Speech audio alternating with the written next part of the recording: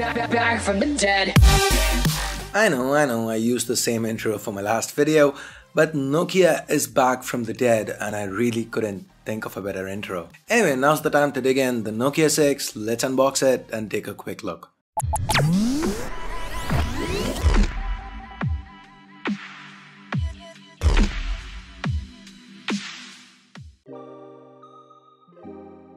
Opening up the box, we've got the Nokia 6 itself. Let's take it out of the protective plastic and set it aside for the time being. We then have the SIM ejector tool, some regular leaflets, earphones, a micro USB cable, no Type-C here, and then there's a travel adapter. So that's it for what's in the box. Let's now quickly get back to the Nokia 6 itself. But before we do, here's a quick snippet from my first boot video. Hearing that for the first time brought back memories. By the way, the Nokia 3650 was my first phone. What was yours? Let me know in the comments below. The Nokia 6 features a unibody metal design. We've got 2.5D glass to the front and a matte finish to the back. This is Series 6000 aluminium here. With its chamfered edges, the Nokia 6 screams premium. Feels nice on hand too. Quite sleek, 8.5mm thick and weighing in at around 170 grams. Let's now take a closer look at what's where. To the front, on top, we've got the notification LEDs, sensors, a earpiece that doubles as a speaker, an 8MP camera, and the Nokia branding. That's followed by a 5.5-inch Full HD IPS LCD display, meaning a pixel density of around 400 pixels per inch. That's quite sharp for the segment. We've then got back and recent app capacitive keys that are backlit. They aren't centered and that kinda triggers the OCD in me. Anyway, the home key is not backlit, but this is a capacitive key that doubles as a fingerprint scanner. Initial impressions feels quite quick and responsive.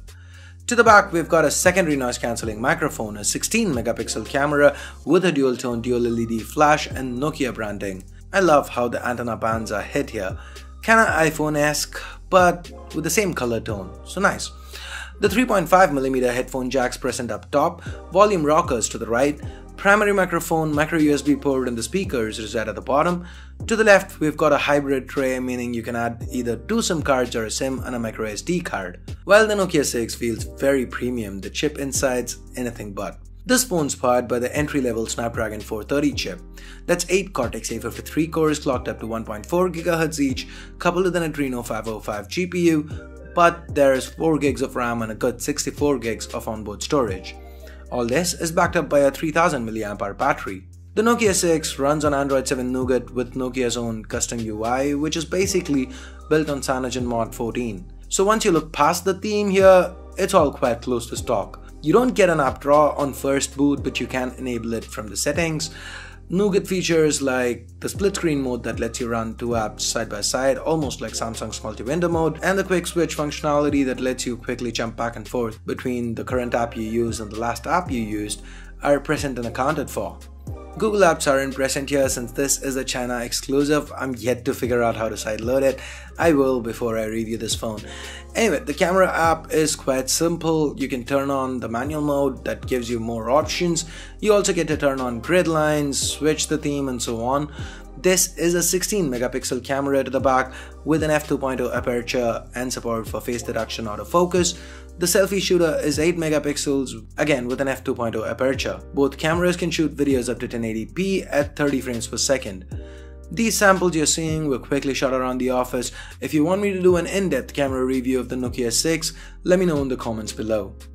This phone is priced at 1699 yuan, that's about 17,000 Indian rupees or about $250 US. That is definitely more expensive than others with similar internals. Is this a case of HMD Global trying to cash in on the Nokia nostalgia? Or is it due to the premium build and other hardware like the camera or dual speakers, Dolby Atmos, etc.? I'll have more to say in the full review.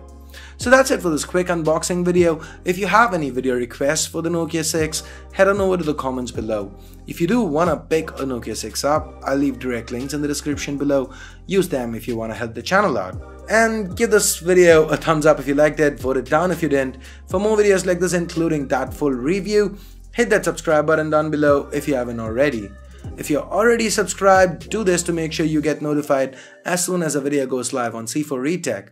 And now that we're done with all this, you can click the video that just popped up and continue watching more C4E Tech content. Thanks a lot for watching. Till next time, this is Ash here from C4E Tech signing off. You guys have a great day. Bye bye now.